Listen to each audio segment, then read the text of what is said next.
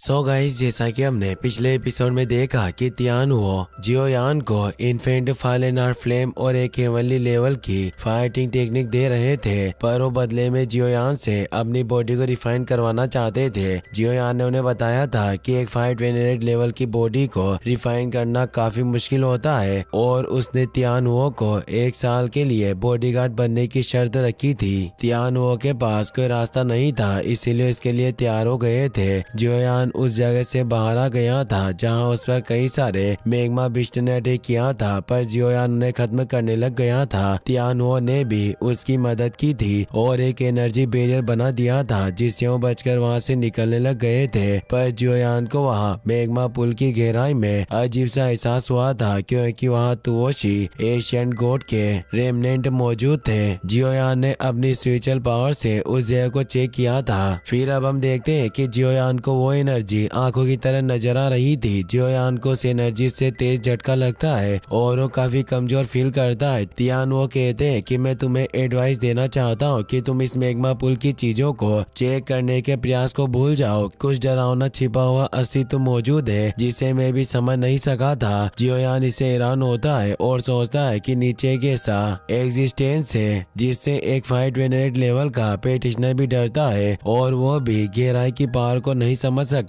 इसीलिए मैं अपनी वर्तमान ताकत के साथ इन फ्लेम लिजार्ड पीपल से भी बच नहीं सकता, जिस वजह से मेरे पास अभी वो काबिलियत नहीं है कि मैं नीचे गहराई में जा सकूं। मेरे साथ अभी एक 528 लेवल का पेटिशनर है, पर मैं अभी तक ये श्योर नहीं हूँ कि ये मेरा दुश्मन है या फिर मेरा दोस्त है, क्योंकि जियोयान को तियानहुओ का बिहेवियर काफी अजीब लगता था। जियोयान सोच रहा था कि मुझे कुछ भी करके अपने डेड और मास्टर याओ लाओ को बचाना है, पर इसके लिए मुझे बहुत ज्यादा पावर चाहिए और इसके लिए प्रेमस ये है कि मुझे जिंदा रहना होगा, वरना मेरी पावर को हासिल करने का कोई मतलब नहीं होगा। और अब वो तियानहुओ के साथ वहां से ऊपर की तरफ बढ़ने लगता है और सोचता है कि मैं एक दिन इस जगह पर वापस लौट कर आऊंगा और तुओशी एशियन गॉड के सीक्रेट को जानकर रहूंगा। अब वो दोनों तेजी से मैग्मा पुल से बाहर निकलने लगते हैं, पर तियानहुओ की एनर्जी कम हो रही थी जिससे वो बैरियर भी कमजोर पड़ने लग गया था। जियोयान इससे परेशान होता है। तियानहुओ बताते हैं कि लड़के, मेरी स्पिरिचुअल स्ट्रेंथ बहुत कमजोर हो चुकी है और इस एनर्जी बैरियर को मैं ज्यादा समय तक मेंटेन नहीं रख पाऊंगा, इसीलिए मुझे थोड़ी देर आराम करके अपनी पावर को ठीक करना होगा। और जियोयान के पास मौजूद उनकी स्पेस रिंग में चले जाते हैं और उसे बताते हैं कि जब मेरी पावर रिकवर हो जाएगी तब मैं वापस बाहर आ जाऊंगा। और अब धीरे धीरे उस एनर्जी बैरियर की पावर भी कमजोर होने लगती है। जियोयान सोचता है कि बूढ़ा आदमी वास्तव में काफी अजीब है और अभी मैं इस पर पूरी तरीके से विश्वास नहीं कर सकता। जियोयान उस एनर्जी बैरियर के खत्म होने से पहले ही उस मैग्मा पुल की एक गुफा में आकर रुक जाता है क्योंकि लिजार्ड बिस्ट अभी भी जियोयान को ढूंढ रहे थे। जियोयान उस गुफा में आगे की तरफ बढ़ने लगता है और सोचता है कि वो बूढ़ा तियानहुओ काफी देर तक सोया रहेगा और मैं उसके जागने तक हाथ पर हाथ धरे नहीं बैठ सकता। यहाँ चारों तरफ लिजार्ड बिस्ट मुझे ढूंढ रहे हैं, साथ ही यहाँ फायर टाइप एनर्जी काफी प्रचुर मात्रा में मौजूद है जो तियानहुओ की दी हुई 5 व्हील फायर लिविंग टेक्निक की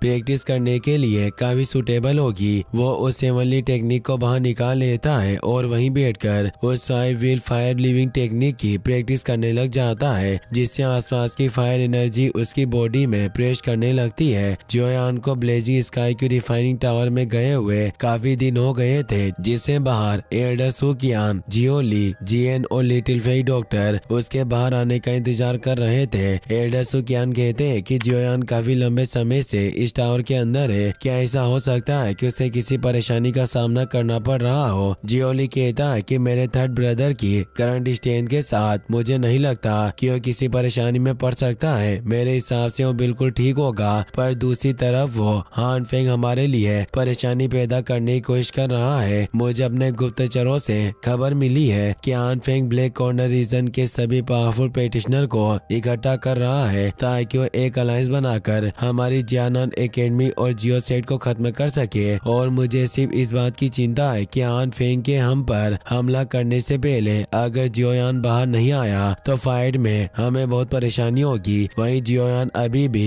5 व्हील फायर लिविंग टेक्निक की प्रैक्टिस कर रहा होता है। तभी जियोयान पर एक फायर बॉल से अटैक होता है क्योंकि एक हाई लेवल का लिजार्ड बीस्ट वहां गया था। जियोयान को अपनी स्पिरिचुअल पावर से उस अटैक का पता चल गया था, इसीलिए उस फायर बॉल से बच जाता है। वो लिजार्ड बीस्ट खुद जियोयान पर अटैक करने की कोशिश करता है पर जियोयान अपने बोन विंग्स को एक्टिवेट करके खुद को बचा लेता है और उस लिजार्ड बीस्ट पर अटैक करके उसे खत्म कर देता है। पर अब वहाँ और भी ज्यादा लिजार्ड बीस्ट आने लगते हैं। जियोयान सोचता है कि मैं अपनी एनर्जी को वेस्ट नहीं कर सकता और वो 5 व्हील फायर लिविंग टेक्निक को एक्टिवेट कर लेता है, जिससे उसके ग्लेज्ड लोटस फ्लेम से बनी हुई एक वुल्फ बॉडी बाहर आ जाती है जो तेजी से रोर करती है, जिससे सभी लिजार्ड बीस्ट डर जाते हैं। जियोयान उस वुल्फ बॉडी से सभी लिजार्ड बीस्ट पर अटैक कर देता है, जिससे वो सभी बीस्ट जलकर राख होने लगते हैं और देखते ही देखते सभी लिजार्ड बीस्ट खत्म हो जाते हैं। जियोयान इस टेक्निक से काफी कमजोर हो चुका था। वो काफी वक्त से उस टेक्निक की प्रैक्टिस कर रहा था। अब तियान हुआ भी बाहर आ जाते हैं। उनकी एनर्जी भी अब रिकवर हो गई थी। वो अंगड़ाइयां लेने लगते हैं और कहते हैं कि तुम्हारा मुंह काफी डिसेंट था और तुम्हारे उस मुंह की पावर मेरी पावर के 30% के बराबर थी। जियोयान उनकी बातों पर ध्यान नहीं देता और न यहाँ से चलने को कहता है और बोलता है कि यहाँ बहुत ज्यादा लिजार्ड पीपल मौजूद हैं जो हमारे लिए प्रॉब्लम क्रिएट कर सकते हैं। ये कहकर जियोयान वहाँ से निकलने लगता है और सोचता है कि बूढ़ा आदमी काफी समय पहले ही नींद से जाग गया होगा, पर इसने मेरी मदद नहीं की बल्कि ये शो को देखने के लिए पीछे छिपा रहा। जियोयान अब कुछ ही समय में उस मैग्मा पुल से बाहर आ जाता है। वो सोच रहा था कि मैंने पहले ही 6 joint body flowing ruler technique की प्रैक्टिस कर ली है और अब मेरे पास 5 व्हील फायर लिविंग टेक्निक भी है, जिससे मैं वुल्फ फॉर्म को कंडेंस कर सकता हूँ। वाकई अब मेरी पावर काफी बढ़ चुकी है। तभी वहाँ एल्डर सुकियान भी आ जाते हैं जो जियोयान से कहते हैं कि आखिरकार तुम इतने दिनों बाद वापस बाहर आ गए। जियोयान उन्हें कहता है कि फर्स्ट एल्डर आज आपको यहाँ आने का वक्त कैसे मिल गया। एल्डर सुकियान कहते हैं कि मुझे लग रहा था कि तुम्हें किसी परेशानी का सामना करना पड़ रहा होगा जिससे तुम इतने दिनों से बाहर नहीं आए, इसीलिए मैं यहाँ तुम्हारी मदद करने आ गया। तभी वो देखते हैं कि जियोयान वापस से प्रमोट हो गया है, जिससे वो थोड़े हैरान होते हैं। जियोयान कहता है कि अब मैं 6 स्टार फाइट एम्परर बन चुका हूँ। एल्डर सुकियान निराश होकर कहते हैं कि बच्चे तुम वाकई काफी एक्स्ट्रा ऑर्डिनरी हो। हमारे जमाने में जब मैं फाइट एम्परर लेवल में था तब सबसे फास्टेस्ट प्रमोशन में भी मुझे लगभग 1 साल का वक्त लगा था। जियोयान को यह सुनकर शर्म आने लगती है और उनसे कहता है कि मैंने आपके काम को पूरा कर दिया है और उन्हें फायर गैदरिंग पोर्ट दिखाता है जिसमें उसने तियानुओ का दिया हुआ एसेंस डाल दिया था। एल्डर सुकियान जब उस फायर गैदरिंग पोर्ट को घूर कर देखते हैं तो उन्हें एहसास होता है कि उसमें फालेनार फ्लेम का एसेंस है, जिससे वो हैरान हो जाते हैं और जियोयान से कहते हैं कि तुमने इसमें अपना सारा एसेंस क्यों डाला। क्या तुम नहीं जानते कि फालेनार फ्लेम के बिना तुम्हारे लिए प्रमोट होना बहुत मुश्किल हो जाएगा और तुम कभी हॉल ऑफ सोल से भी फाइट नहीं कर पाओगे। जियोयान उन्हें शांत रहने को कहता है और बताता है कि आप निश्चित रहे, मैंने अपने एसेंस को इसमें नहीं डाला। हालांकि इस फायर गैदरिंग पोर्ट के अंदर फालेनार फ्लेम का एसेंस है, लेकिन ये मेरे शरीर का एसेंस नहीं है बल्कि ये एक दूसरा एसेंस है जिसकी पावर मेरे एसेंस से काफी वीक है और इस एसेंस को बेबी फालेनार फ्लेम के एसेंस के रूप में भी माना जा सकता है। एल्डर सुकियान उस फायर गैदरिंग पोर्ट को ले लेते हैं और वो उस एसेंस को ध्यान से देखने लगते हैं, जिससे उन्हें भी एहसास होता है कि वाकई वो एसेंस जियोयान का नहीं है और जियोयान को कहते हैं कि तुम्हें नई फालेनार फ्लेम मिली जिसे हासिल करने के लिए ही तुम्हें इतने दिनों का वक्त लगा होगा। जियोयान में हमें जवाब देता है और बताता है कि मुझे बेबी फालेनार फ्लेम मैग्मा पुल में मिली। हालांकि ये अभी भी शिशु अवस्था यानी इन्फेंट स्टेज में है, लेकिन फिर भी ये ब्लेजिंग स्काई की रिफाइनिंग टावर को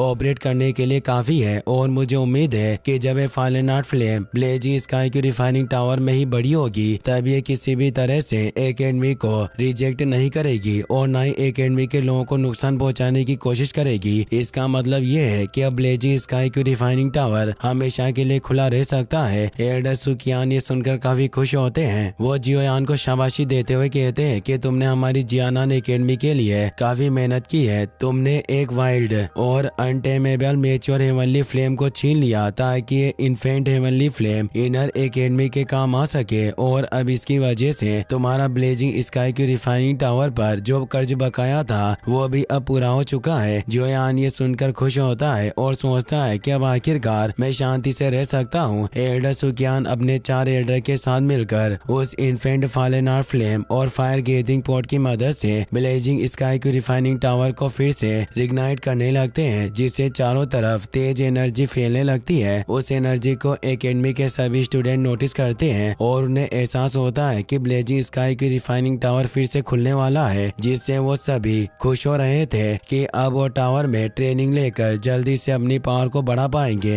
एल्डर सुकियान की रिफाइनिंग टावर के रिग्नाइट होने से बहुत ज्यादा खुश थे। वो जियोयान से कहते हैं कि तुमने हमारे लिए काफी ज्यादा मेहनत की है। जियोयान उन्हें रेस्पेक्ट देकर कहता है कि यह सब करना तो मेरा फर्ज था। अब वो दोनों टावर के बाहर आ जाते हैं। जियन तेजी से भागते हुए जियोयान के पास आती है और कहती है कि क्या तुमने ही इस रिफाइनिंग टावर को रिग्नाइट किया। जियोयान उसे कहता है कि जब मैं यहाँ नहीं था तब तुम कहीं एकेडमी में परेशानी तो पैदा नहीं कर रही थी। ये सुनकर जियन गुस्से में उससे नाराज हो जाती है। जियोली और लिटिल फेई डॉक्टर भी वहाँ जाते हैं। लिटिल फेई डॉक्टर महसूस करती है कि जियोयान प्रमोट हो चुका है, इसीलिए जियोयान से पूछती है कि क्या तुम वापस से प्रमोट हो गए। जियोयान कहता है कि मैं बस लकी था जो प्रमोट होने में कामयाब रहा। जियोली उसे कहता है कि तुम वास्तव में काफी अच्छे हो, पर वो थोड़ा परेशान हुआ बताता है कि हमारे पास हान फेंग के बारे में खबर है। जियोयान को हान फेंग का नाम सुनते ही काफी गुस्सा आता है। जियोली कहता है कि मुझे मिली हुई सबसे लेटेस्ट जानकारी के अनुसार हान फेंग इस समय डीमन फ्लेम वैली में है और उसने डीमन फ्लेम वैली के नाम पर ब्लैक कॉर्नर रीजन के सभी पावरफुल लोगों को मिलने के लिए वैली में बुलाया है ताकि वो उन लोगों के साथ मिलकर एक अलायंस बना सके।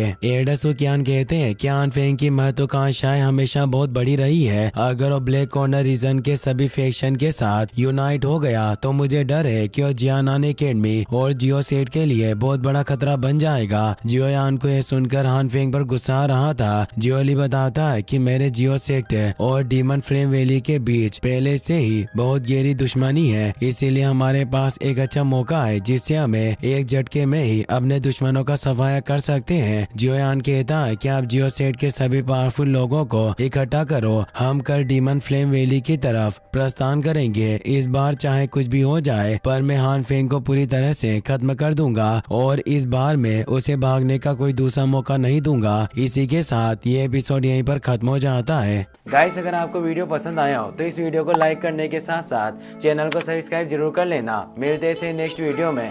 Thanks for watching.